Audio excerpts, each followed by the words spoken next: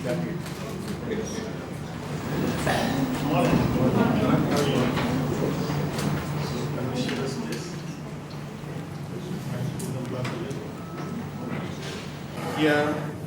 members of the Monetary Policy Committee.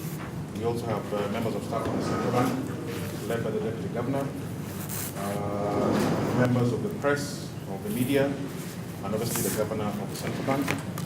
This is our first meeting for the year, coming after yesterday's Monetary Policy Committee meeting, and as usual, we'll conduct this in the standard way, which is we shall allow the Governor to make a statement. He will make it all the way through without interrupting, without question. Once he's done, we'll then come to the questions and answers. And as is usual, you're free to ask anything from yesterday's MPC outcome and to other relevant matters that you want to have about the Central Bank and what we do. So if everyone is ready, I shall allow the Governor to begin. We shall go all the way through and then conduct ourselves as is standard. Thank you so much. Thank you, Alice. Well, good morning and Happy New Year to all of you. I want to start in the, let's say, sensitive to where we are, meaning the conjuncture in terms of our country, and first and foremost express our sympathies for the loss of life that happened in the context of the terror attack on January 15th of this year. As Wallace has explained, we will make a straightforward presentation, and then after that we can do the standard Q&As. So yesterday, the MPC, Monetary Policy Committee, it met and reviewed the status of the economy based on the data that was presented to it and the analysis presented to it, and then decided on the appropriate monetary policy stance that will be applicable for the next 2 months until another MPC meeting takes place. And I wanted to tell you just some of the, let's say, the main elements that went into the discussion and what really the MPC found as relevant for their decision. The first is the conjuncture. In general, the MPC met against a backdrop of a strong domestic economy and very favorable outlook for the domestic economy, but also coupled with a worsening external outlook and with significant downside risks. So you can see there's already a bifurcation in the outlook, and I looked at my notes from a year ago, and a year ago, precisely in January last year when we met, we talked of very favorable domestic and external conditions. So you can already see there is a divergency there. Let's talk now about the domestic part, and we'll leave the external for a little later. Inflation remains well anchored. This you all know. It's low. It has been low and stable in 2018, and in December it was the overall inflation was 5.7%, and it has been around 5.5, 5.7 since September of 2018, and this is despite the high fuel inflation, mainly. Well, for two reasons. One is the VAT that was implemented in September of 2018, and also what had been high prices, external prices of oil. So that has remained high. That's the fuel inflation, but at the same time that was moderated by the low food inflation, and I think this we all understand is based on the rather ample produce in the markets due to the favorable weather conditions that we have been experiencing towards the end of last year. Non-food, non-fuel inflation also remains low. It remains below 5%. despite the excise tax revisions that took place earlier or late last year. We also know that we expect looking forward, the fuel inflation will begin to lessen, to decline, partly because of the lower oil prices in the global markets, and also because of the adjustments that took place in January, on January 14th by the ERC, that adjusts the pump prices. And also we expect further declines because of, as I said, the continued decline in oil prices in the external market. Actually, our indicator price, or indicator price of oil is the Marban oil, and yesterday it was around $63 per barrel, which is way below where it was, let's say, back in October, when it peaked well above 70%. Now, what about economic growth? So economic growth, the data that we had relate to Q1 through Q3, so the first 3 quarters of 2018. And as we have mentioned before, the economy expanded quite robustly, or quite quickly, at 6%. This is compared to 4.7 in a comparable period in 2017. Agriculture rebounded quite well, and also the services sector have continued to rebound quite well. The services sector grew by 6.6% in those 3 quarters. You can see that the dynamism that we are seeing in the economy is really, a lot of it is in the services sector. And that is something we need to think about going forward. Now, bottom line is that the economy remains quite vibrant. And looking at the leading indicators for Q4, that is the last quarter of last year, we expect that growth in 2018 will come in at 6.1%, which is around the number that we had expected before. I recall we had circulated a number like 6.2, 6.1, 6. That's well within the range of error, as one would say. So that's not, but you can see it's much more, I mean, this is a quicker, it's a stronger, it reflects a stronger economy, much stronger than, say, it was in 2017. Now, let me say a few words about the balance of payments, the external sector. The current account deficit to November of 2018 declined to, or came in at 5.1% of GDP. And we expect, given the numbers that we have seen for the last quarter of 2018, we expect that the current account deficit for the year 2018 will come in at 5.2%, which again is around the number that we had projected some time ago. The point is this 5.2 is an improvement from 6.3. The 6.3 that was reported, or that the actual for 2017. And we have explained why this rather sharp decline in the deficit by more than 1 percentage point. But the points, if we were to discuss what are the main drivers of the improvement in the current account deficit, I think first and foremost are exports, particularly tea and horticulture. We've talked about that before, so I'm not going to belabor that point. Imports, declines in transport and equipment, partly because of the, let's say, reduced imports for the SGR, also because of reduced imports for food relative to last year. Remember, last year was a drought year. And also the decline in oil imports that we are now seeing. all those obviously strengthen the current account balance by reducing the deficit.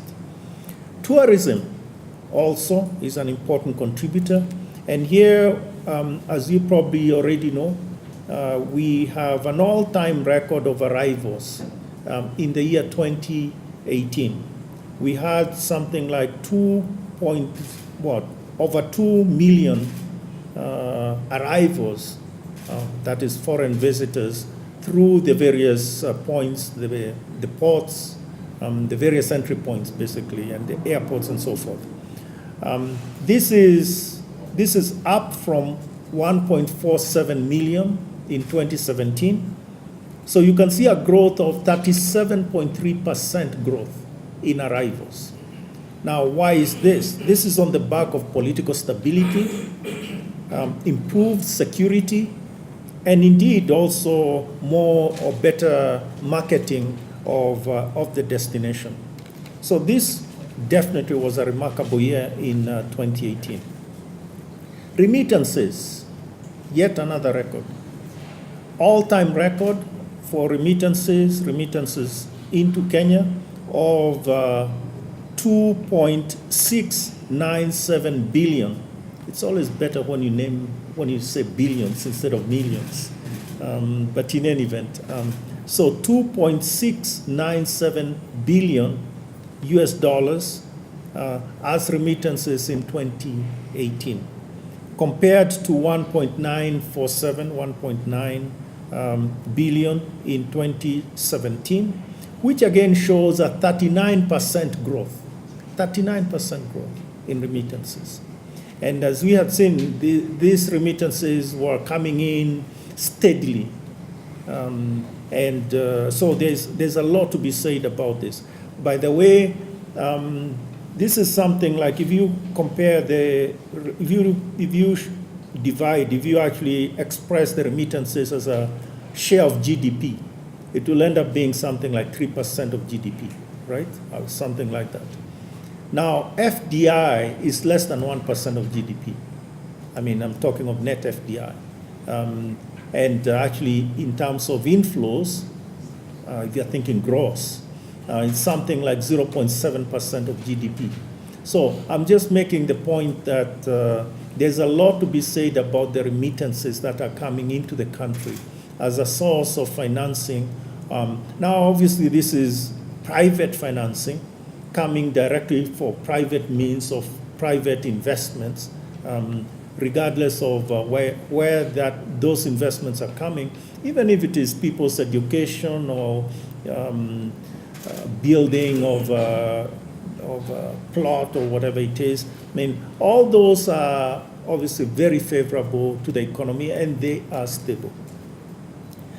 So those are important, let's say, drivers of the improvement in the current account deficit, and they are stable. Now, we could tell you something about the KQ direct flights to New York. We just have some information about that. We tested it. And basically, so far, until January 20th, we had something like 28,000 passengers that had come through or that had used that service, the New York to New York to Nairobi direct flights. You remember they started at the 28th of December, Sunday, the 28th of December. And until January 20th, those are the numbers that we had seen. Obviously, the U.S. is now the lead source for tourism in terms of numbers. And this is obviously something that all of us were excited and remain excited because of the potential, not only in terms of tourists, but also in terms of our exports, in terms of FDI flows and things like that. But we are still in the promotional stage, and they expect in 2019, they expect to carry a total of 99,000 passengers on that route. So anyway, those are numbers I think that we could at least You've heard them, you probably have heard them before. If not, well, they're there. So that's the current account deficit and or the current account balance, or all the elements of the current of the balance of payments. On this basis, the foreign exchange market has remained balanced, and we expect it to remain balanced looking forward on the back of the favorable flows and the environment that we are in. And I think all of you have seen that that has actually been the case in terms of very balanced FX market. Reserves, the last number that we quoted to you was in the press release. That was 8.131 billion US dollars, equivalent to 5.3 months of imports. So those are the reserve level that we had a couple of days ago. I want to mention a few things in passing in the banking sector, which remains stable and resilient. We know the liquidity levels are ample. They are above the minimums, both liquidity and capital adequacy, 48.6% in terms of liquidity, and capital adequacy at 18.7%, well above the minimums. Interestingly, the effort to the efforts that the banks mounted last year to deal with, let's say, to deal with the non-performing loans, or let's just say loan recovery, are bearing fruit. And as you know, there's a lot to be said about loan recovery. And there isn't a one-size-fits-all sort of solution. You have to do it sort of loan by loan, and it is intricate. It's not one of these things that just happens by snapping one's fingers. In any event, you can already see that there's some benefit there in terms of the NPL ratios coming down. It has come down marginally from 12.34% in October to 12% just December. Now, in terms of the sector, as I mentioned, credit risk is easing. I just now mentioned NPLs, so you can already see that.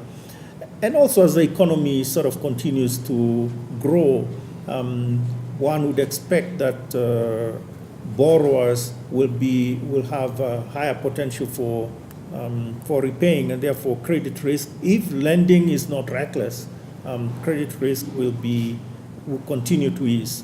Liquidity also, the liquidity risks we have talked about before, those also are easing.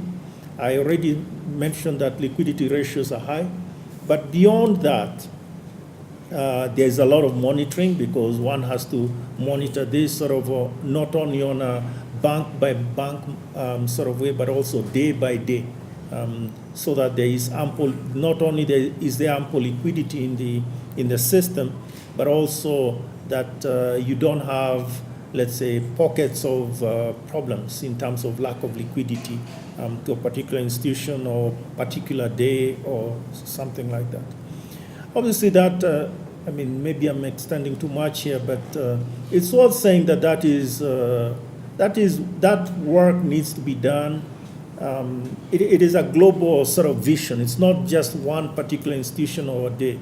You need to appreciate all the injections, liquidity injections that are coming in, perhaps even some of them from the external flows, let's say large payments that are coming in, or for that matter from the government.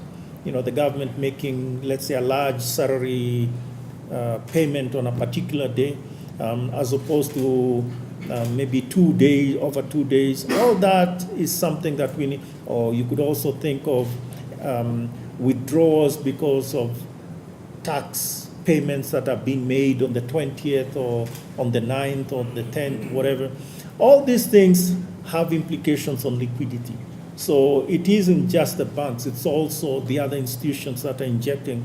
And the business of the central bank is to monitor all this and make sure that there is a smooth sort of environment where the institutions can operate. So that's on the liquidity risks. On reputation risks, that is also maybe the most, the one that you'd remember the most relates to the AML-CFT sort of developments that we have had. Now these are the anti-money laundering and combating of financing of terrorism. And if you remember, we have been working in the context of the so-called NYS2. We worked with various institutions, banks, and continue to work with them to strengthen their AML-CFT frameworks. That obviously will continue to reduce the reputation risk for the jurisdiction. And finally, where we are on this, the operational risks that banks face. And I think the one that comes to mind quickly relates to, let's say, ICT vulnerabilities.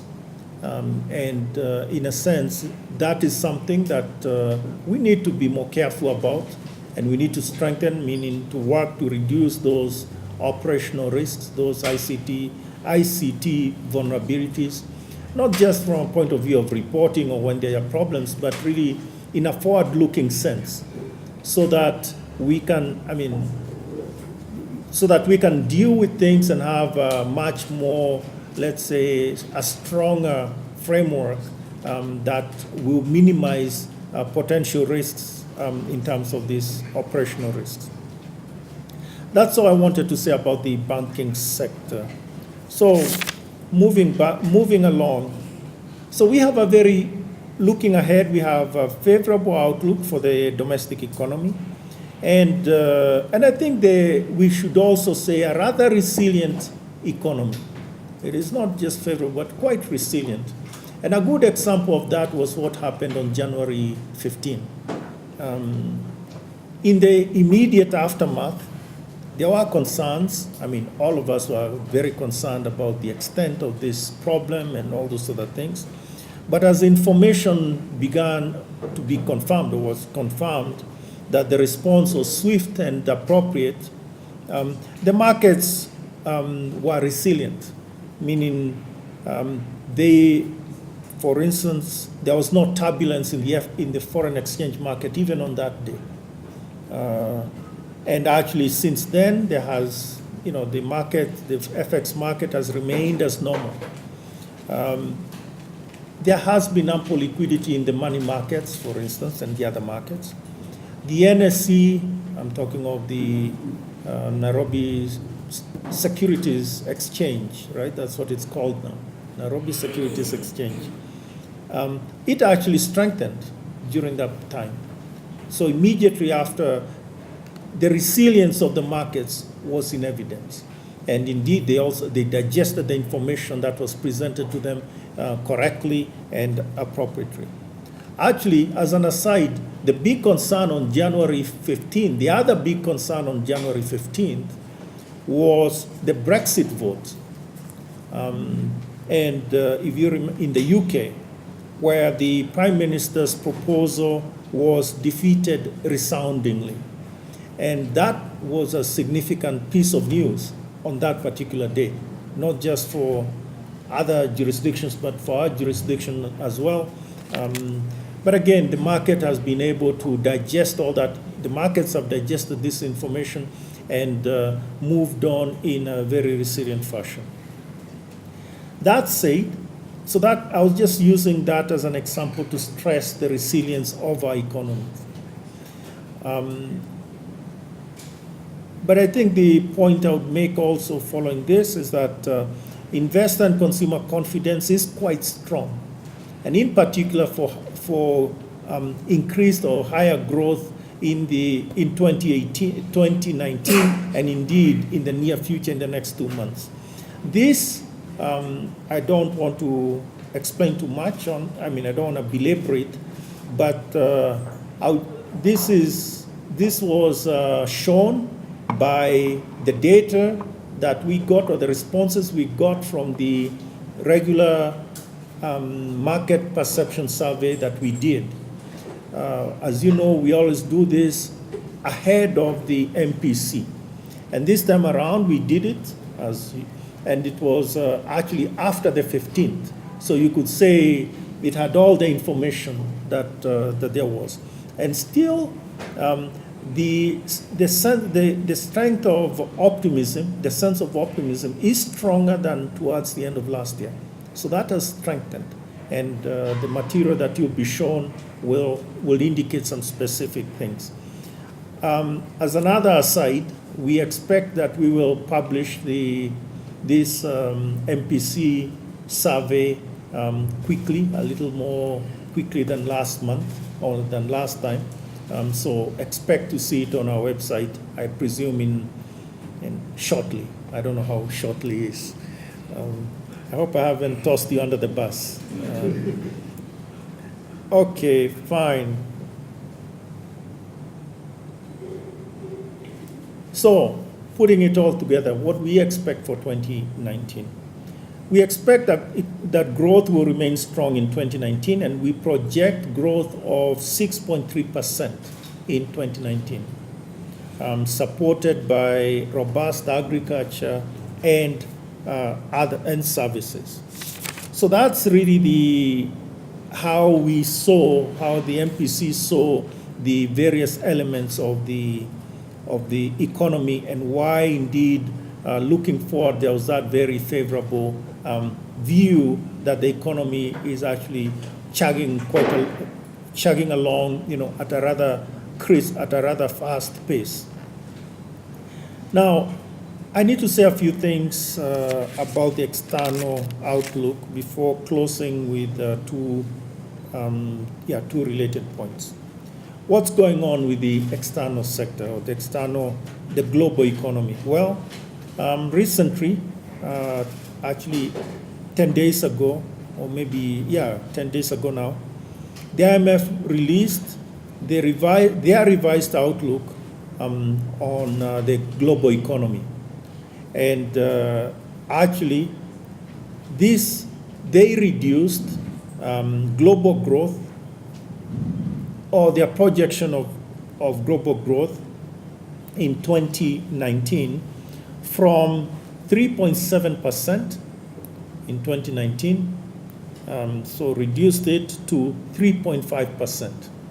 So you can see 0.2 percentage points, which is significant.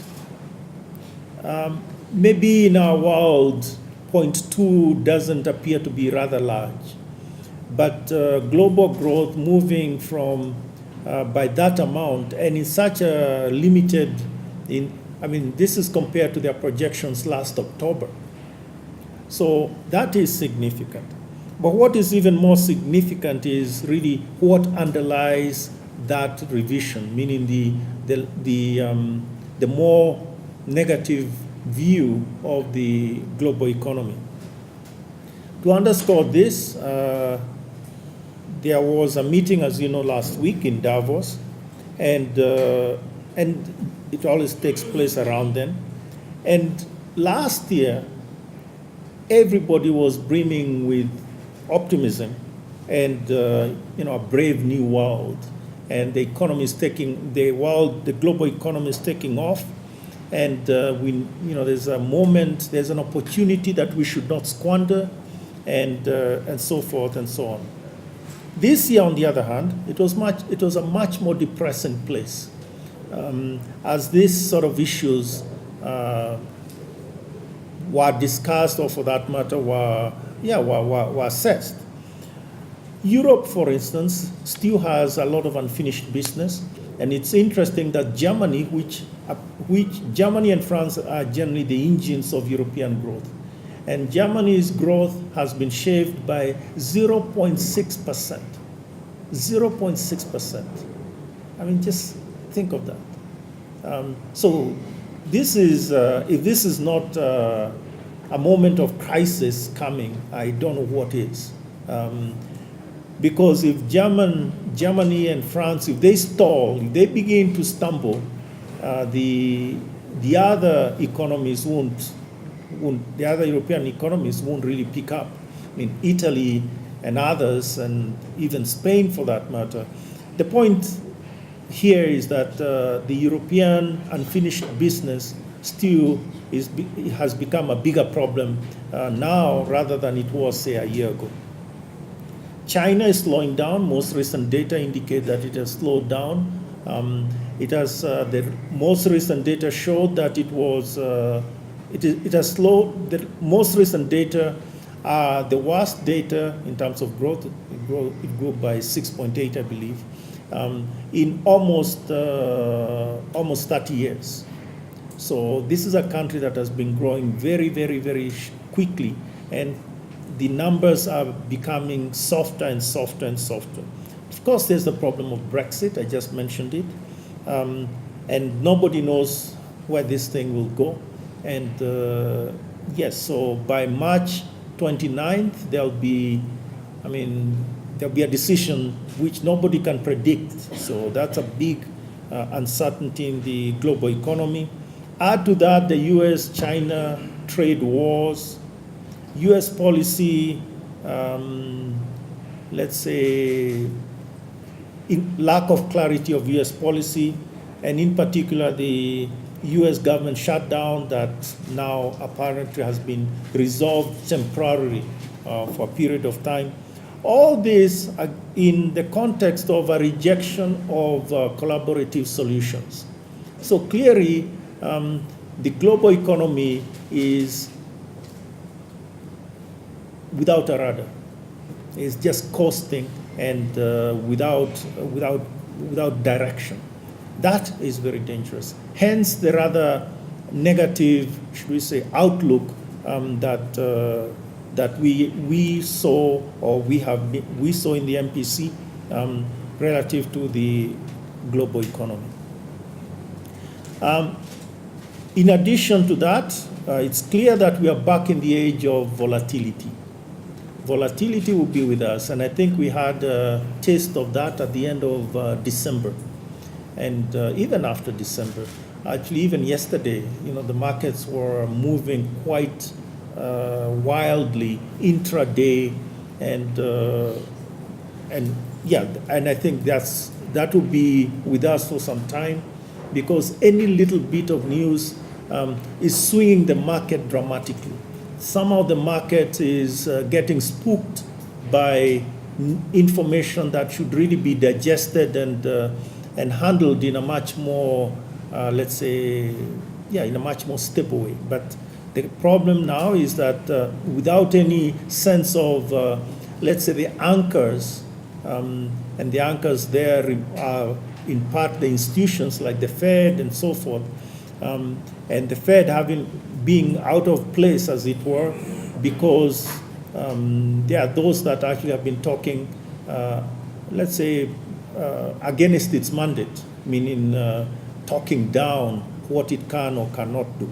Anyway, so we have a big issue in the external sector, and we need to be conscious for it, conscious that is there, and take appropriate action to secure ourselves. So that's one big risk. Domestically, what else? Domestically, actually, there is a potential soft spot. And this concerns the micro, small, and medium-sized enterprises, which are, should we say, at the bottom of the pyramid. It's true, SMEs are actually at various levels. I mean, you could think of the SME, which is what? Your restaurant that employs 20 people or 10 people or whatever else it is. But now we are talking of much smaller SMEs, which is also where the employment is and so forth. And yes, these are people from what? Traders in Gikomba, Mudhurwa in Nairobi, traders in Kongowea in Mombasa, mechanics in where? Ogopa Lane in Karioko or whatever it is. Traders in Kondele in Kisumu, or even furniture repairers or furniture makers on Ngong Road in Nairobi. All these are really institutions that are small and have substantial growth potential. The question is, how can they expand their businesses? And finance is part of the answer, but finance is not the only answer. So in a sense, in 2019, we do need to deal with this. Otherwise, this will be a drag on the rest of the economy. It can really be less of a drag and more of a driver of the economy, and that's really the business that we need to get to in the next few weeks, in the next few months, and so forth. There is work to do. Two other things to mention in terms of fiscal consolidation. Now, the government, the national government, has committed and made several commitments towards fiscal consolidation. The most recent budget and the most recent papers, the budget, not just the BROP. I don't know what BROP means, but it sounds like a rather abrupt thing, you know. And that's the budget report. And Budget review. Budget output paper. Yeah, but then there has been another paper that has been circulated, Budget policy statement. the budget policy statement. All these indicate the government's commitment to fiscal consolidation. If you recall, the deficit in 2016-17, which is 2 years ago, 2 fiscal years ago, was in the order of 9.1% of GDP. And the deficit last fiscal year, the one that ended last June, was 7.2%. And the commitment now is to work towards, that is for this fiscal year that will end in June, is a deficit of 6.3%.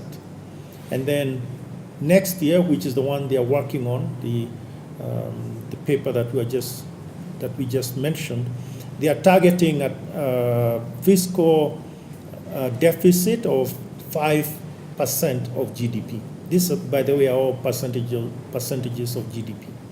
So you can see there's a consolidation. There is the deficit is narrowing in particular ways, and the point here is, yes, to make sure that there is that consolidation. The consolidation really is more on the revenue side, so revenue-based consolidation, and we do hope that those plans will work out as they have been as they've been put forward, because that will also allow us from the monetary side some room for readjustment, rebalancing. In terms of we can now be less tight on monetary policy. Finally, a few words about the debt to GDP ratios and things like that. Okay. So yes, what's the debt number? Well, the debt number, the one that we have now with some certainty is. Well, if you think of it in the context of as a share of GDP, which is the way you should do these things, because what supports it is GDP, is the entire economy. So that is, in September, it was 56.5%. And we expect that the December number will be around 56.5. That is the number we expect it to be, right? Now, the issue isn't so much the number, it is the evolution of debt. And I think this is a point I've made several occasions. The question is more the evolution of debt. So how is it evolving? And I think there are two important drivers for this. First and foremost is the fiscal deficit. So the fiscal position. So if the fiscal position remains, let's say, wildly accommodative, meaning there's a huge deficit, then obviously the debt dynamics will be quite adverse. And so in a sense, the fiscal consolidation that is expected will help reduce or will help begin the positive dynamics on debt. And that's really the point. So in order for us to, let's say, take a stab on the debt level, first and foremost is to take a stab on the fiscal deficit, on the fiscal position. And I think that is one point which we need to be clear about. So we cannot talk about debt evolution by itself, except just by itself. We need to talk about it in the context of what is actually driving it, which is in part the deficit that is there. Of course, to that, it means that when we get to the deficit, we need, before getting to the deficit, there has to be the question of what are the other sources of financing. So that is the second question, really. Actually, truthfully, this is the first question. The first question is, what are we have projects to do, we prioritize them, and we find out what are the potential sources of financing for those projects, whatever they are, and then eventually you'll get a sort of a deficit, a fiscal deficit that needs to be covered by borrowing or externally or domestically, and those decisions are made in a sequential way. So I think the point I would make here is to underscore the need for sort of investigation, let's say, or inspection, or one of those words, in terms of the decision for how to finance specific projects and so forth. So you cannot go directly to the debt issue without first dealing with the initial questions that maybe I'm belaboring too much, but I thought I should make that point. Finally, and this is sort of a third point on debt to GDP, or debt evolution, there is there is scope for refinancing of your debt, and this can be, or let's say, reorganization of your debt portfolio. So you can think how this works in terms of you could potentially pay your more expensive debt with and replace it with cheaper debt, and that obviously the debt level doesn't change, it just remains neutral, only that the cost, the carrying cost for that debt is reduced. So this is sort of your standard debt management sort of questions that come up, and there is that. So for instance, this budget year, there has been, and this was approved in the last budget, some refinancing that would actually adjust the quality of the debt, meaning reducing the carrying cost by lengthening the maturity of the debt. So you could have the same $100 of debt, but maybe the maturity is only two years, and you could actually refinance it with another $100 of debt, but the maturity on that is 10 years. That is obviously much easier in terms of carrying cost, or you could even think of the cost in terms of interest rates and things like that.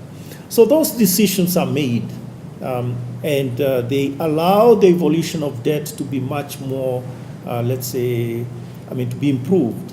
And those are things that, as I say, are obviously being considered. I'll stop there. There's a lot more that we could discuss, but in the interest of time and to give you some space for Q&A, I think I'll take your questions. Thank you very much for your attention. Thank you very much, Governor. And as is usual, we'll take questions in order, probably about 2 or 3. If you're able to just ask one, but we'll come back and make sure all your questions are exhausted. So we've got a microphone on that side and a microphone on this side. So by hands up, we'll send on the hand. The usual suspects. Governor, he had a haircut. I don't know if you noticed. I need to send you to my barber. Introduce yourself. Yeah, my name is Njoroge, right, for the standard. This was the point of the last point. Considering the risks that you mentioned about the volatility in the global markets, what do you think about the rates of refinancing Kenya's debt because of the What do I think of the? About the rates you get more expensive debt for the water refinance, given that we expect if the global slowdown, rates will be a bit higher than the initial debts. And at that, there's been talk about refinancing, paying off the debt to the reserves. You think that is an option? Do you advise probably speaking about a sinking fund or something that Richard should look into? And then, Stop being greedy. Julius, let's not know. Let's pass the microphone over to Julius. Thank you very much for your time, everyone. I have a question regarding the You need to introduce yourself. Sorry. My name is Njoroge Julius from NTV. And my question relates to a statement, yesterday's Mpc statement, which indicated that growth is operating close to potential. If you could please just speak to this particular statement, especially within the context of the rate cap and how we know SMEs have been affected. That would really be appreciated. And finally, Wallace, if I may, there's a proposal before Parliament to amend the law such that there will be a 6% risk negotiation window targeting SMEs. I don't know what CBK thinks in this regard.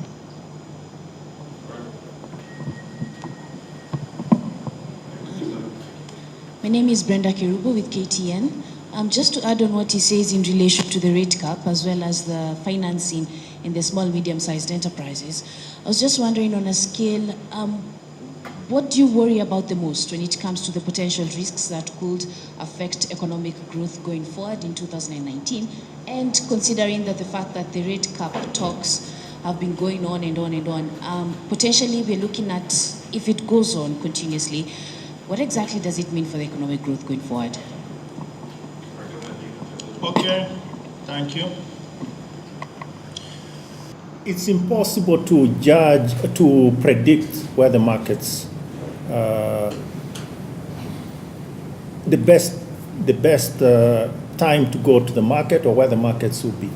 As I told you, December, as I mentioned a moment ago, December by experience has always been a very quiet time.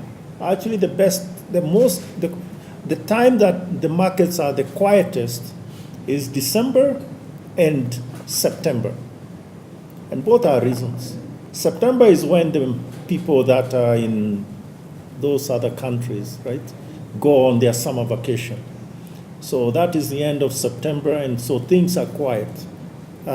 There's only one problem. That's when the global financial crisis struck, at the worst possible time.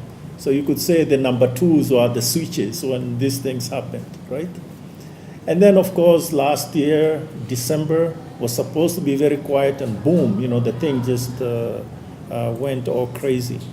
So there is no ideal time that you can say, well, we believe the markets will be quiet at a particular time. Obviously, one has to do their best with the information that is available to them. But I think the points are as follows. Regardless of when you go to borrow, and now we are talking very generic, right? Even yourself, right? You need to present your best case forward. And the best case cannot be one that you say, well, okay, I'll deal with those things later. So what am I saying?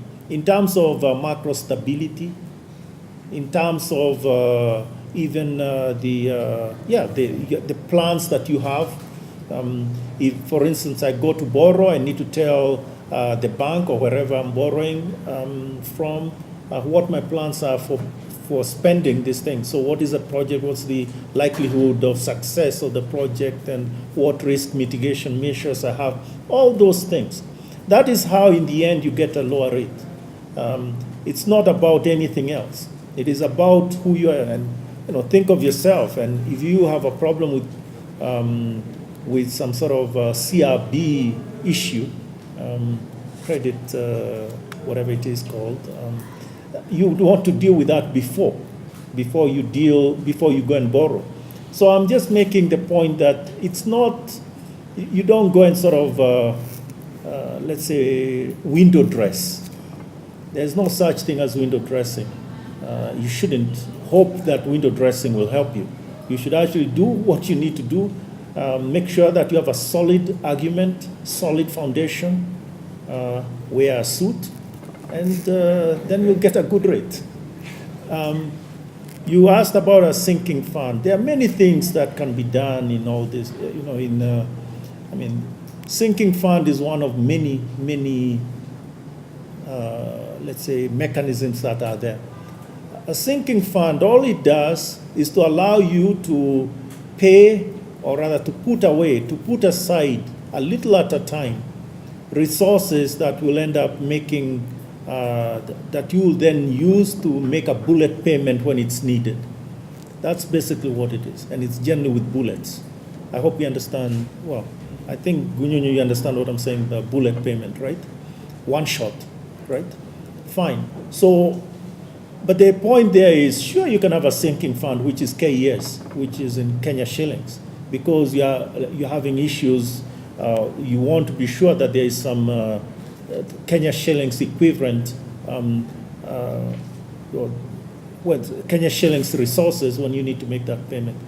But those are not the point here is that we haven't begun having that problem. Remember, debt is the first claim in the consolidated fund services. Debt and a few other payments, but debt is number one in that. So we are not there yet. Salaries are not even there. So the roads and all those other things, those are not a claim on the CF consolidated fund services. Okay, moving on to the next question. I don't remember your name, but you asked a question about the growth is operating. The economy is operating around its potential. That's, I think, what it was meant to, that's the quote that should be there. What is this? What it means is that if you look at the sectors, each of the sectors, where they are now, they're probably close to, let's say, I don't want to say optimal, but close to maximum output. And this is based on the information that we have. Now, I have to warn you that this is sort of an economic term, right? So it doesn't mean that manufacturing is fully at 100%. You can say that this production line can produce 1,000 buckets every day, and therefore we are producing at 990. So we are close to potential. It doesn't work always like that, but the point here is that if you push the economy, if you actually, let's say, increase if you were more accommodative, there is a greater risk that it will lead to inflationary pressures. That is really the issue. So there is a risk for inflation until we see various things, until you begin to see that potential is increasing, investment has begun to increase, and things like that. Now, I have to be also clear that you can actually ask the question, but wait a second, we still have a lot of unemployment, right? Which is true. So does that mean that we are potential even when we have all this unemployment? And that's the issue, right? That's why I say that it has to be understood correctly. It means today and now, the way things are, meaning without changing the structure and so forth, meaning in a very short-term sense. Our potential is way above where we are today in a general sense. If we employed our youth, if we dealt with all the SMEs that I talked about, our envelope, our sort of production frontier is much further out from where we are. So that's probably why you're asking that question, because the production frontier with the unemployed and all the excess, all the usage that there is there of capital and all this other slack capital is much higher than where we are today. I hope I've answered your question. Now, you asked about the proposal on SMEs that is in Parliament. I would only make one point on this, which is I think it's good that people see that we need to do a lot of work on SMEs. And it's also good for people to see that we have damaged our economy with the policies that we made before. That's all I would want to say about those proposals. Brenda, you asked about risks in 2019. I think there is the greatest risks are more in implementation. It isn't planning. I think we planned pretty well. The issue is implementation. So think, for instance, fiscal, right? We have a very good plan, which I've talked about. And I think all of us in this room, if you looked at the plan, I mean, we could squibble about one or two things here, there, wherever, but I think on the whole, you'd sort of say, okay, fine, let's see. The issue is in the planning. The issue is in implementation. And that's where many other things come through. And even the pace of implementation, for instance, the first half, the first quarter of the fiscal year, which is July to September, spending was low. And the reason it was low is because they hadn't gotten their plans in place, right? And that is something that obviously you could say one had not anticipated when the plans were put in place. But I'm just making a point. I don't want to belabor the fiscal. I just want to belabor the implementation, which is, I think, the issue. And you could say in fiscal, you could talk about implementation in all the other things I mentioned, lending to SMEs. I mean, one of the issues that you may ask us is, well, Governor, you told us that private sector credit growth, you are expecting it to be in the order of 7 to 8%, right, in 2018. Actually, if you look at the number today, it is 2.4, I believe, right? 2.4, is it? Yes. So what happened, Governor? 2.4 and 7, what's going on here?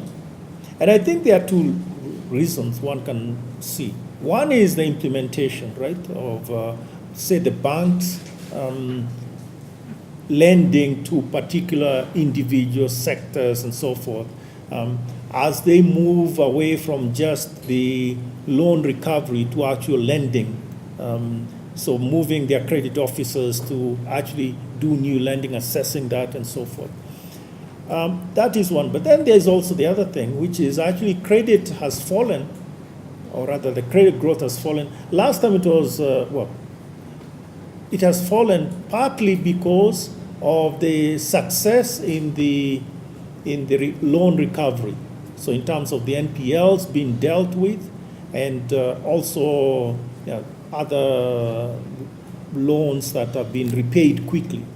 So somebody may have had an overdraft, and that is repaid because they have more resources and so forth. So actually, if you only looked at the NPLs, for instance, if they had not been resolved, the growth rate would have been 4.4. So I'm just making a simple point that implementation is really the key issue going forward. That is where the greatest risks are. I need more questions. I hope that's fine, Brendan. You've triggered the question. Umara, Oh, there are many, okay. you need to stand up and please introduce yourself. Omar Mohammed from Reuters. I have a From question. where? Reuters. We understand that the Treasury is looking at issuing a new 2.5 billion euro bond. That's in dollars. Do you have any details on that, please? Thank you.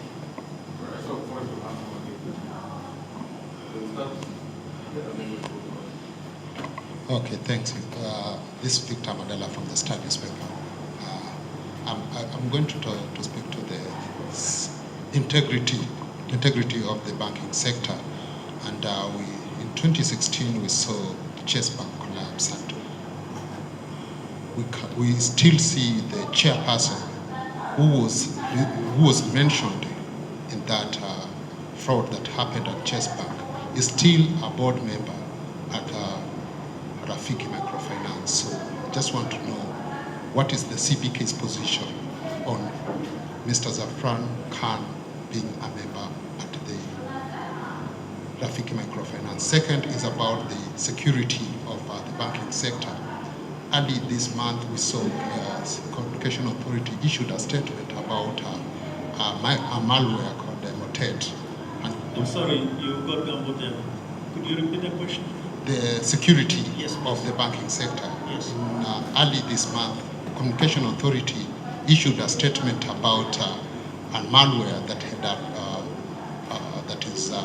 was targeting banks. It was Emotet. I just want to know maybe what was its effect on the banking sector, or maybe what did any bank affected with that malware? Thanks. Okay, thank you. All right, good morning, Governor. Jimmy Mbogo from K24. And my question is with regards to NPLs. You said that they went down from 12.3% to around to 12%. Could you sort of give us the value of the 12%? Morning. Okay. Dennis Otieno here from Citizen TV. Sorry, Kepa. No, I can see you there. Okay. Citizen. Yes.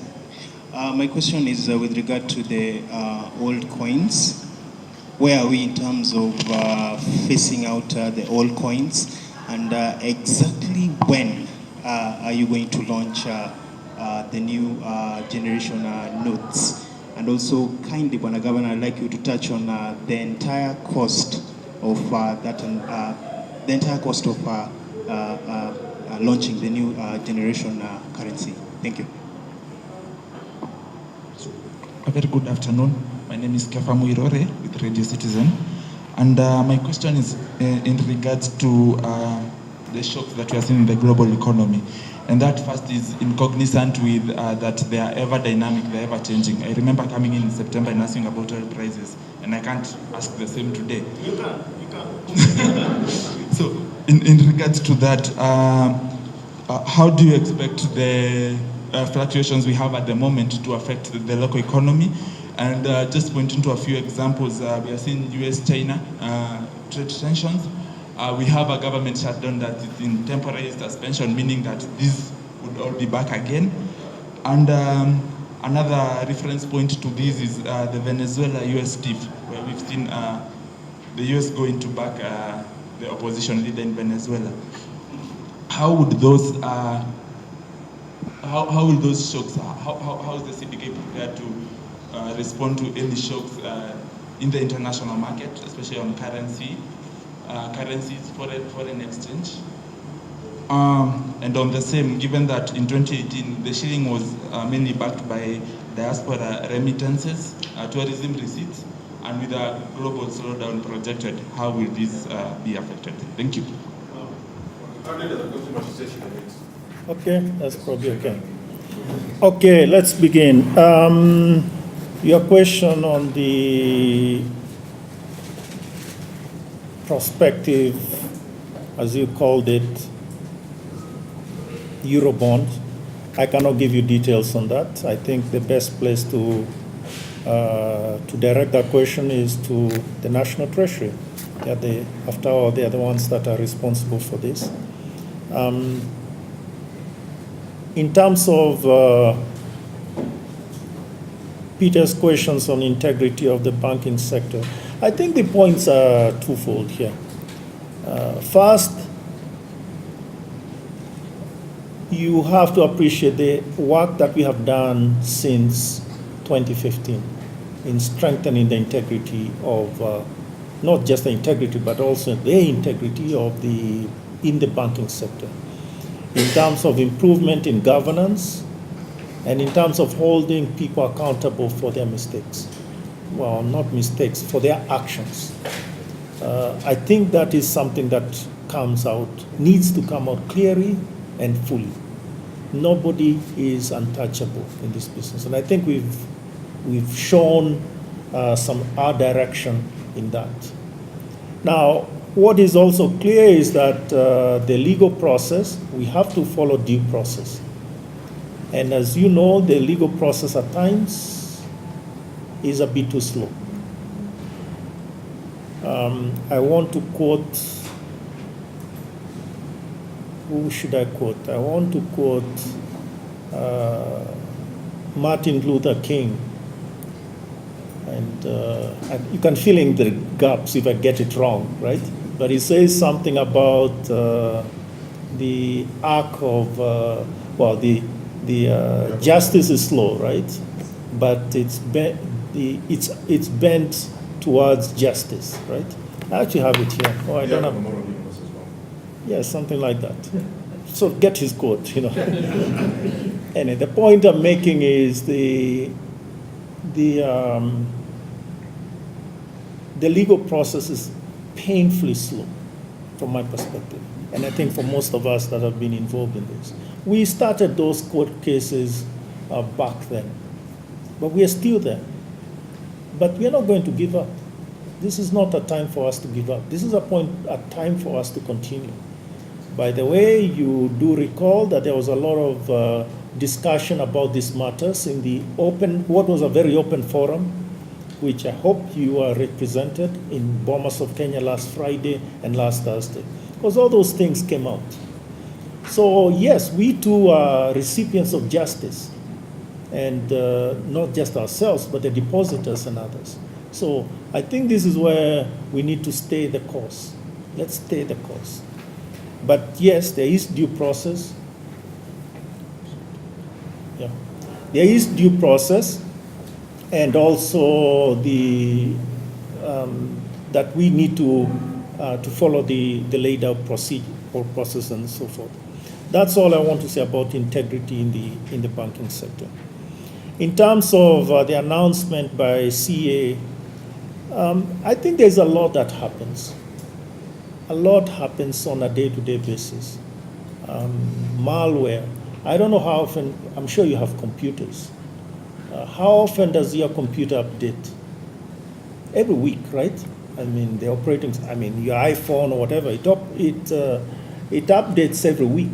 Or even for that matter, the I don't know what you call it, the malware defense, whatever that thing is called, right?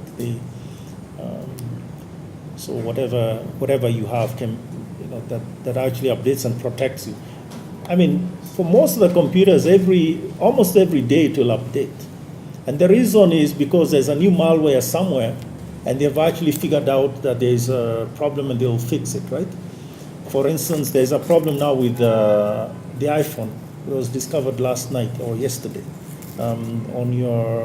If you have iOS 12, and I don't know, I think I still have iOS 11, something or other, right? What point am I making? I'm making the point that actually today and now, the world is a very dangerous place. And malwares, they happen all the time. And the issue here is not to be worried about them, but rather to deal with them. Do they target particular institutions? Sure, they do target banks. I mean, somebody said, well, if he was asked, why do you rob banks? He said, well, that's where the money is. I mean, what's the point of robbing, going to your computer and all I'll find there are your drafts of half-finished articles and things like that. They're not exciting, I think you understand what I'm getting at, right? So I think the point for me here is, this is precisely why we issued guidelines on cybersecurity. And those guidelines are quite clear. And I think they were, in a sense, ahead of the curve. We were the first jurisdiction to issue those. And they were quite, let's say, were well placed. As a matter of fact, to be clear, other jurisdictions are using our guidelines as sort of their starting point. And I think the point here is understanding the risk and dealing with it. There's no point in just frightening yourselves and telling you there's a malware issue in your computer. I mean, the most important thing is to find out, have you really updated your defense? And is it appropriate?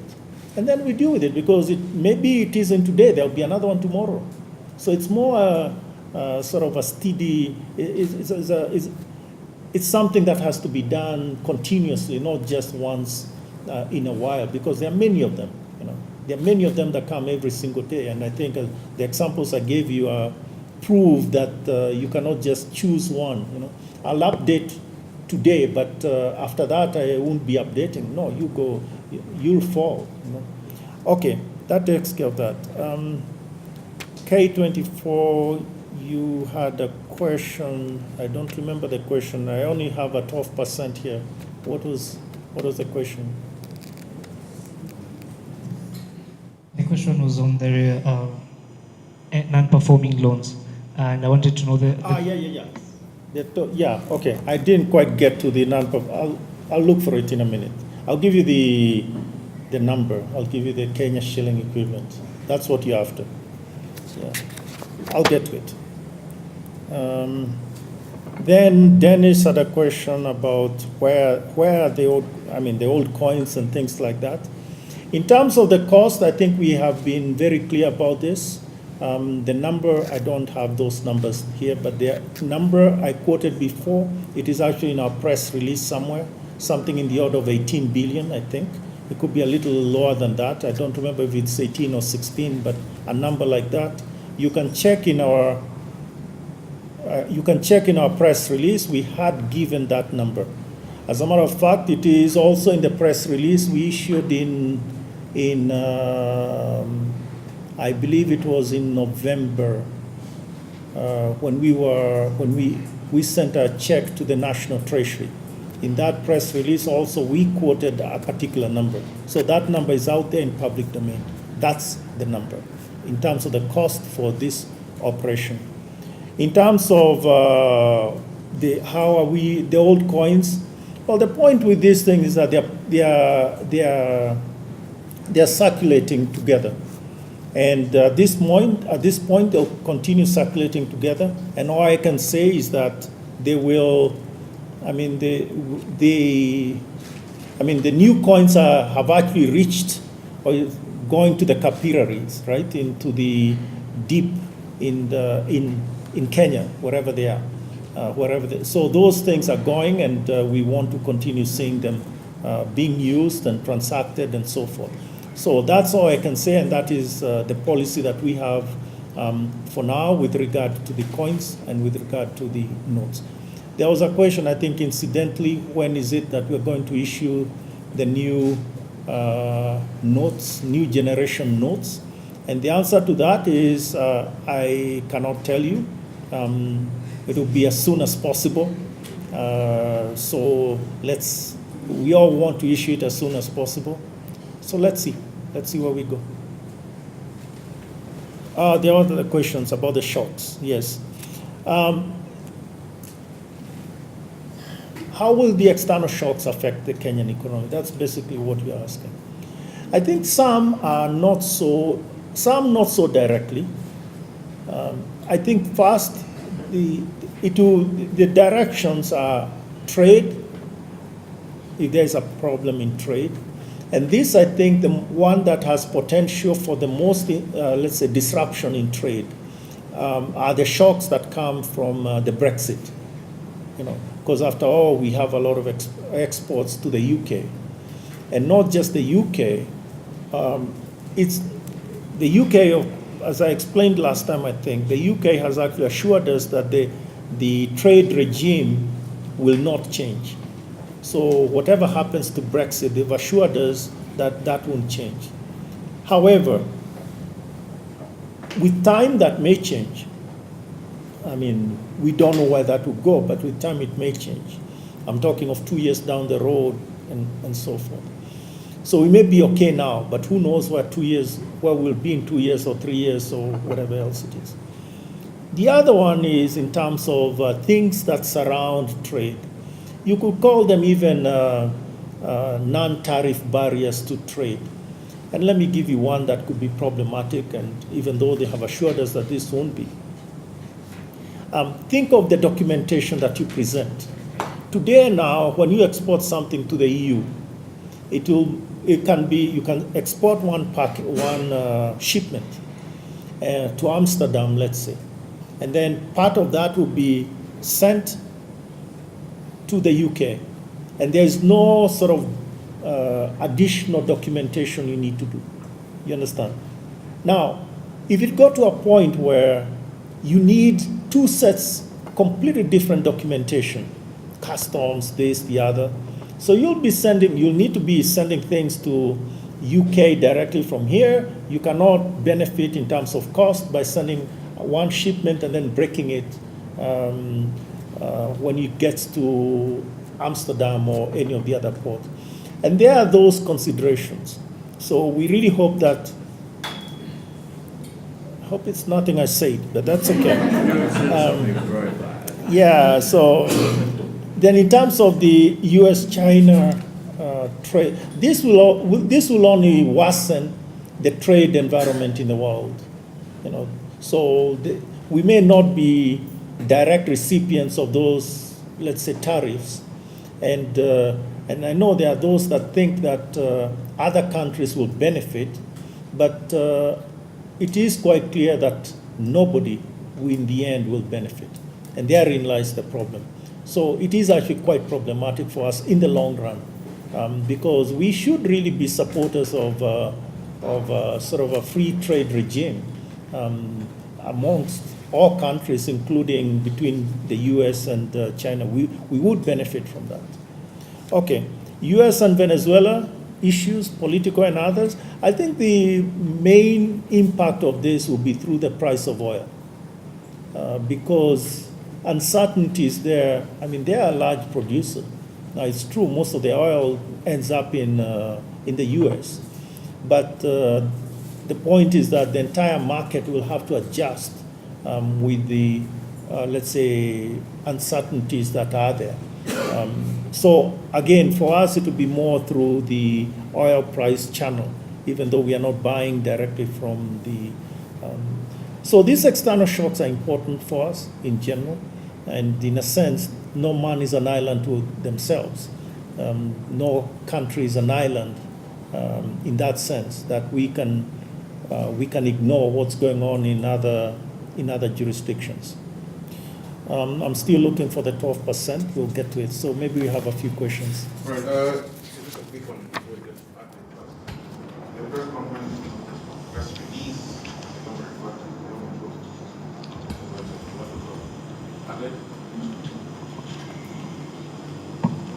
Hello, my name is Adelaide Chikole from Bloomberg.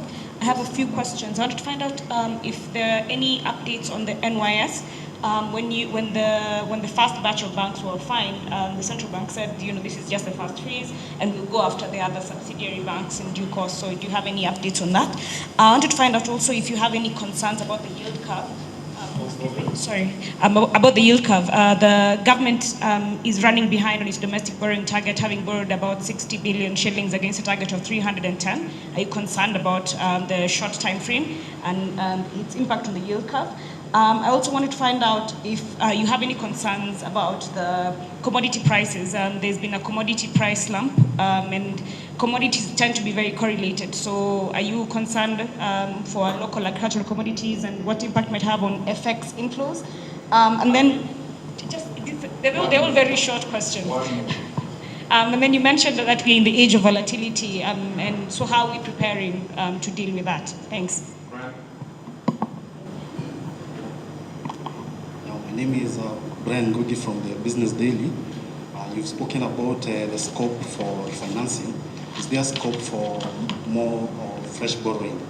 And in 2016, you projected that small lenders would merge, and recently we've seen activity around that. What is your take on that? And can you provide an update on the number of new entrants into the local banking sector? Also, what is the status of negotiations, if any, with the IMF on a possible standby facility to cushion the shilling? And finally, your term comes to an end this June. Are you open to staying on? Is there anyone else except for Jack? Just want to make sure this is the last one. What's your first question, Brian? Scope for borrowing.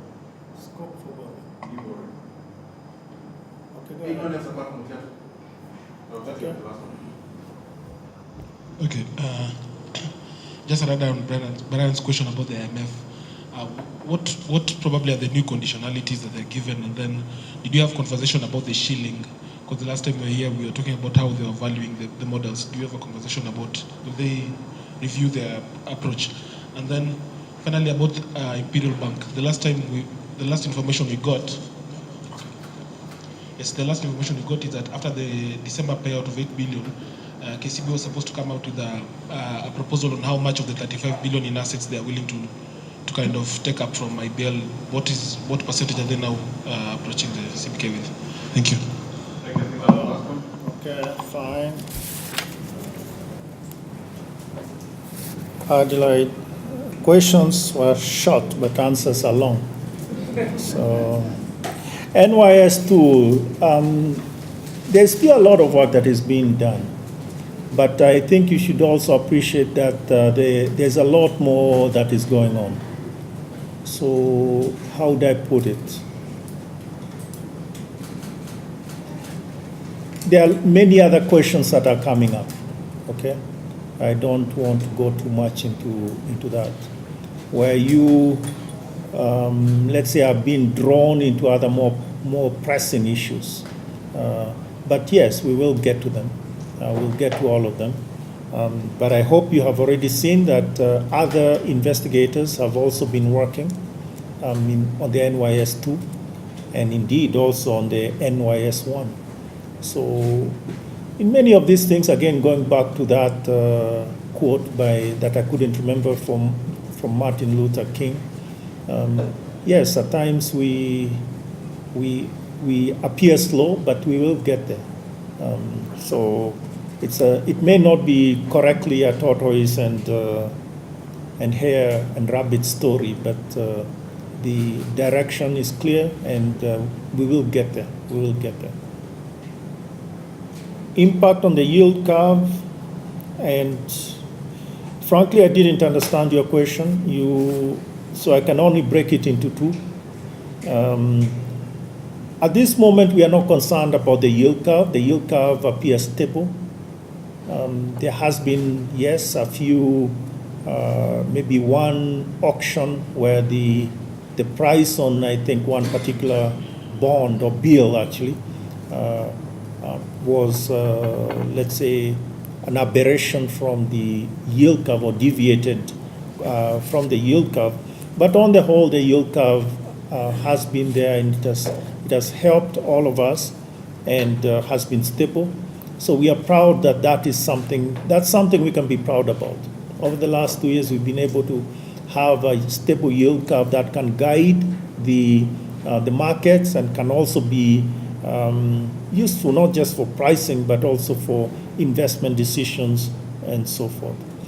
In terms of the pace of borrowing, so that's the second part of your question. You are talking of domestic borrowing. It's true, we have a target for domestic borrowing at the end of the year, fiscal year. And at this moment, I believe we are, if you actually split it and sort of say we are at, every single day, just evenly, right? Straight line, that would be at 55%. That is the number I remember, around 55%. Actually, today now, if you look at how much we've borrowed, we'll be about 45%. So that's your point, that we are a bit slow. The point is twofold. There is a lot of seasonality to begin with. And as I say, December tends to be a quiet month.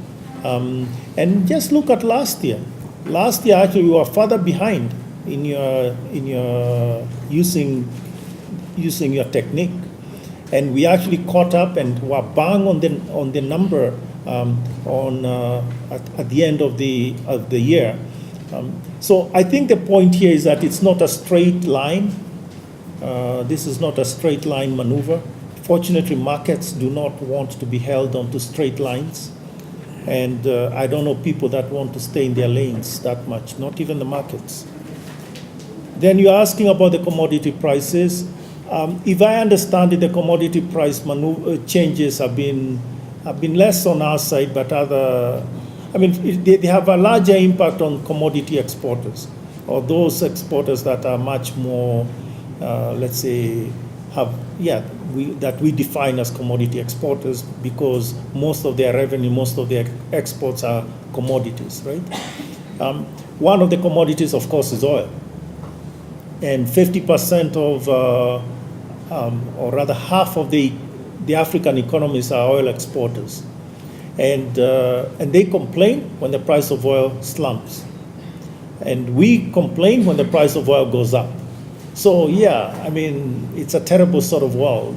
And so from our perspective, our prices haven't been that affected. And I think this is a point we've talked about before, which is the sources of our resilience as a country, as an economy. And part of it is that we are highly diversified. So it goes back to that point of why is our economy still moving along, chugging along strong, while other economies are stumbling in particular ways. And I think part of that is the diversification in terms of commodity, in terms of exports, or rather in terms of, and also in terms of trade destinations. Again, we are not directed to one particular set of markets, even tea for that matter. You know, we are not just exporting it to the UK. Actually, 3 years ago, the largest importer of tea from Kenya was Egypt. Egypt, of all places. You'd have thought it is, I don't know, some other place where they really enjoy drinking tea. So those are things that I think suggest that, or would make you believe that, or would confirm that changes in commodity prices in the major markets will not be so problematic for us. We've seen that movie before, and we know how it ends, and we can watch it again. Your last point I didn't get. What was the last point, or was that it? Age of Volatility. There's a book I'm trying to get, which is known as Age of Volatility. I still haven't located it, but I guess I'll get it on Amazon or Jumia or whatever else it is. I think the points are, how do you deal with volatility? I think first and foremost and this was one of the discussion points that we had at the MPC, by having more buffers. So strengthening your policy buffers to begin. Well, actually, first in terms of general buffers like reserves, general buffers like having a strong, in a comfortable position in terms of your current account, being in a comfortable position in terms of your fiscal position.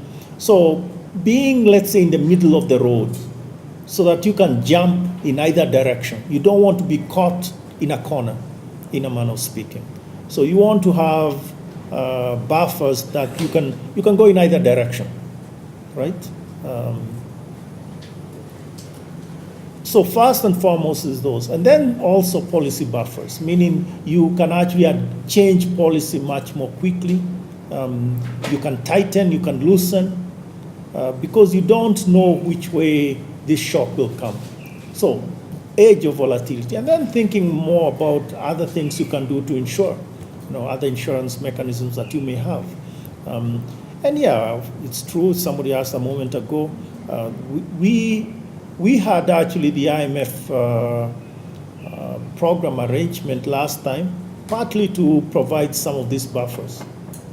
Not because we needed it then, but actually because if there is a big shock, we didn't get a shock, as it turns out.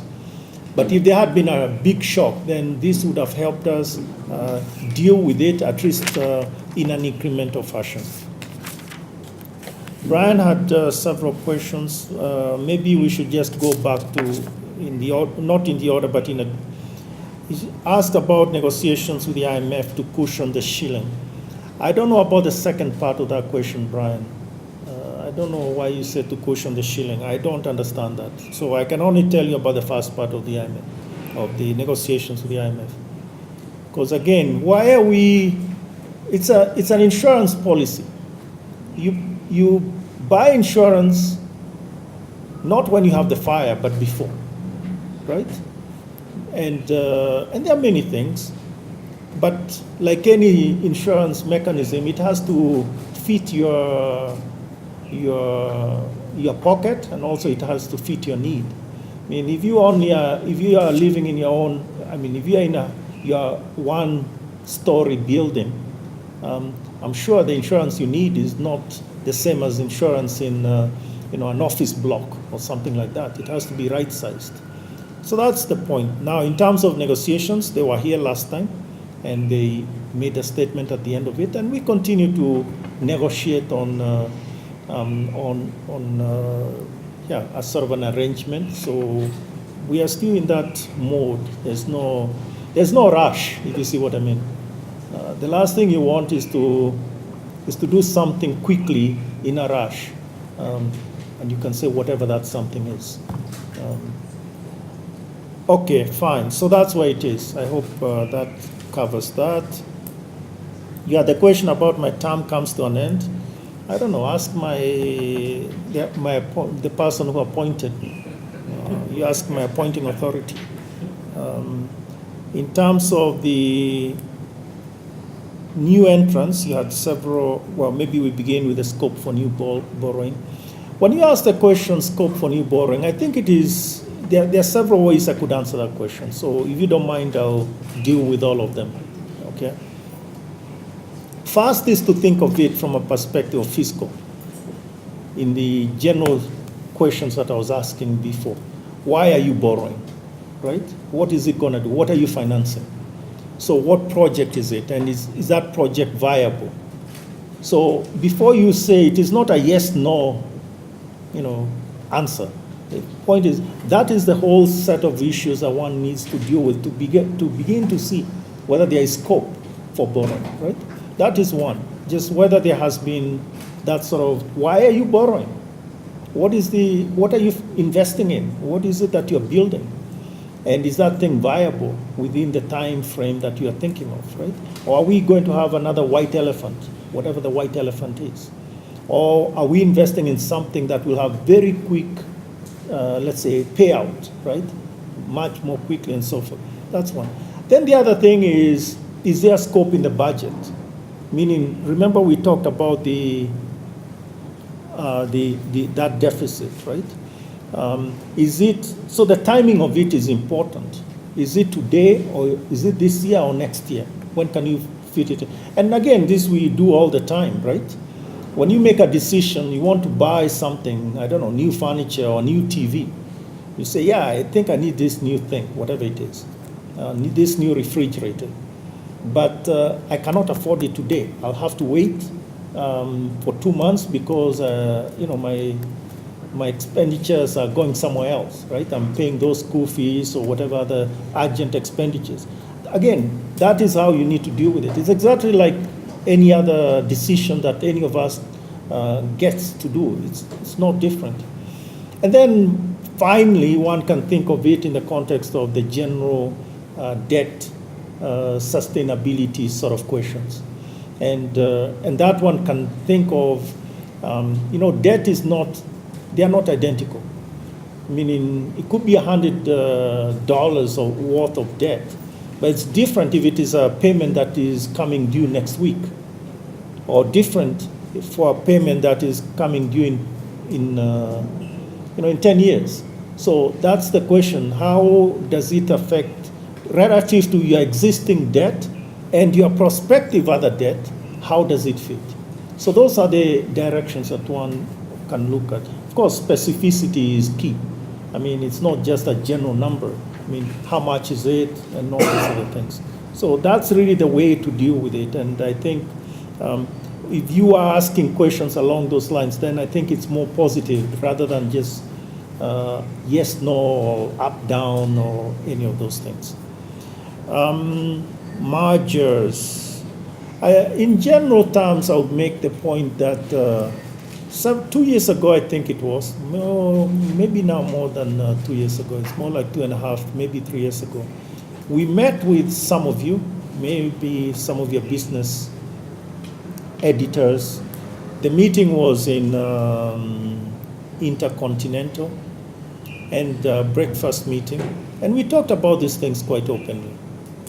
And we made the point that actually what we want is a natural consolidation. I made that point. And what we don't want are forced consolidation. We did make the point that the natural consolidation will be done in the context of improvements in the business models that the banks are doing or would be doing. So they need to think, what is it that I need to do different to improve my business model and also to be more resilient? That was the context. But we say that we will not decide who will get married to who. And there was a whole question there, then the questions did come up. Oh, Nigeria did it. And I remember a particular question and a particular person who raised this question. And I said, no, well, they did it, but we also know the consequences. By the way, we are in touch with all the central bank governors or other central banks in the context of the fraternity of central banks. So the point for us was we still remain quite clear that a natural consolidation is what will benefit us. And guess what? There has been that. So I hope the results have been positive in that sense. What we cannot do is to say X, Y, you consolidate. We don't do that. And there has been many positive things. So with their positive things, if you want to compliment the central bank, you could compliment them on this decision, right? Now, there are others, and some of you have reported on them, and we as the regulator will wait until they come to us with proposals and things like that, and we will do our job, which is to assess whether this is actually a consolidation that we can support. So they've yet to do that. They generally come after they've done their homework so that it fits better. But make no mistake, in the end, we will need to do our job as well as the regulator to make sure that it is a consolidation that makes sense and so forth. Now, you talked about the new entrants. I assume I don't think you're asking about the new entrants in terms of the ones that came recently. Those you have enough information in public domain. But I think the question, I'll take your question as last year, we did talk of potential new entrants, exactly 1 year ago. And I did talk about JP Morgan, for instance, that at the Davos meeting, they actually made an announcement. And and they said that what they are looking at is this, last year that is Ghana and Kenya. And it was very public, and we ran with that.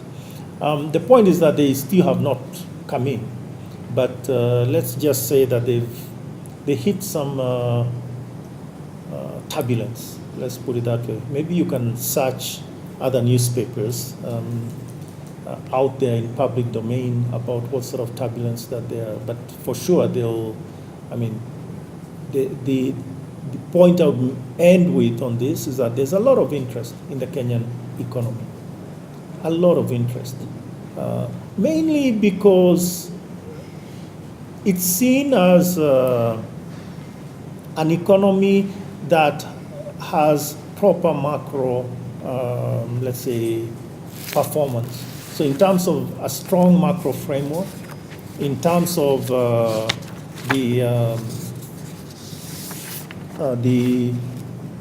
inflation, look around. What other countries have the same level, have had this sort of strong, let's say, low and stable inflation for this period? Also look at other countries where they have had this the current account has come down this much, almost by 10%, actually more than 10 percentage points over the last 5 years. And tell us other economies where actually the foreign exchange market is very open. You don't have to sign up for to pay for it, to make some external payment for your newspapers, or for that matter, purchasing or whatever else. By the way, it was interesting that there's this. Well, the bank is a South African bank. It's called ABSA. It is actually used to be called Barclays, but hey, it is. It's a bit like the artist formerly known as. I don't know what is normally known as, whatever it is. The guy who did Purple. the point I'm making is they had in October this year, they actually launched the so-called Africa's Financial Market Index, right? And it showed that Kenya was among the countries that improved their scores the most from the previous year, 2017. But Kenya was ranked the best with regard to access to foreign exchange, which reflected the openness that we have in terms of the foreign exchange market, the other things as well. And guess what? Last week in Davos, they were parading this. You understand? This was sort of their big thing for them. And our view is, yeah, we have work to do. It's true we get kicked around by all sorts of people who may or may not know what is right, but they kick us around. But in terms of the policies, we are staying the course. And I think it's for them to assess it. And frankly, that is why there's a lot of interest, not just on the foreign exchange market, but I'm talking of the general things. We haven't talked about doing business and things like that, but those you are very familiar with, so let's leave that. Then the last one was Gunyunyu's about Imperial Bank.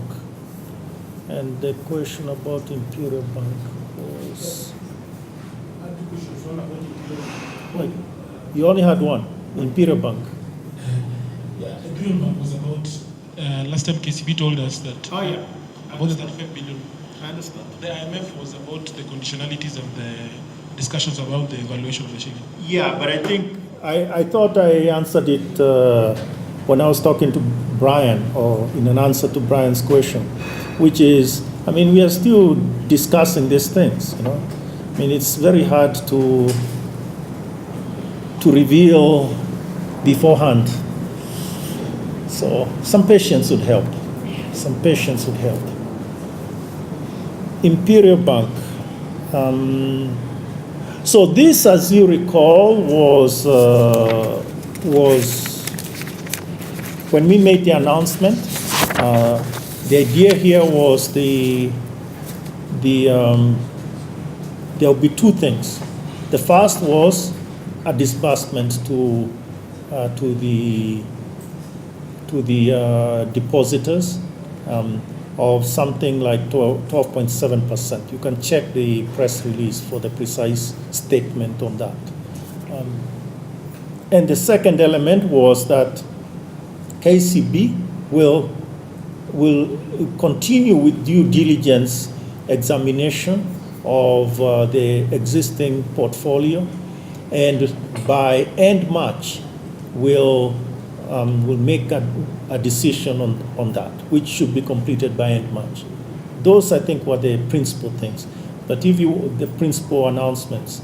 But if you want to quote it, please go to the press release. But that is the sense. Are we okay with that? Now, what has happened? First, on the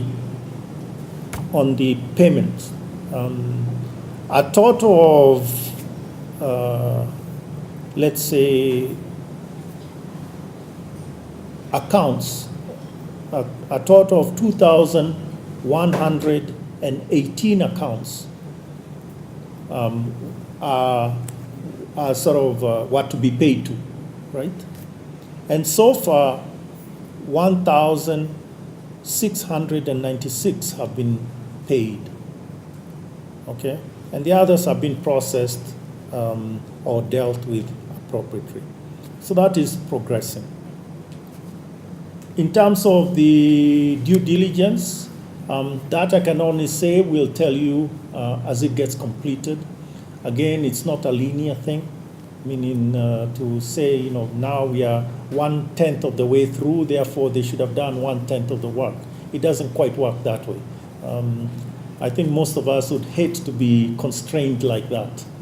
So why don't you be a bit more patient, and then we'll tell you appropriately. So is that enough?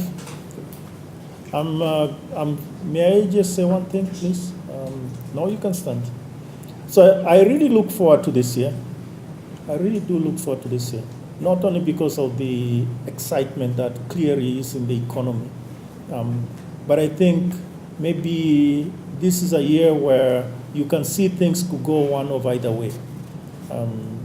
I am not going to try and quote anything, but because Wallace doesn't like it when I quote things, but in any event, this is a year where actually our economy can strengthen and our institutions can strengthen. The banks can strengthen much, much more.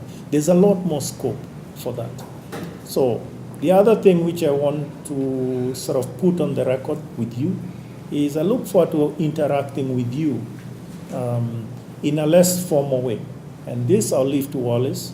We have to find a way of not just meeting here, because a lot of the issues that you raise here probably would help if there was a off the record, I don't know, deeper background conversation. I don't know how to handle that, but I think the point is we all know our, let's say, our risks. So we'll deal with that. We can manage them somehow. Because I think in the end, the more we can understand some of these issues, if we have a better understanding of them, then things will be a lot easier for our readers or our population or whoever else it is. So I look forward to interacting with you also in that context. So thank you very much. All right, thank you, Governor. Thank you to all. As usual, we'll have the Governor, Deputy Governor, members of the MPC leaders out, and the rest of us will follow.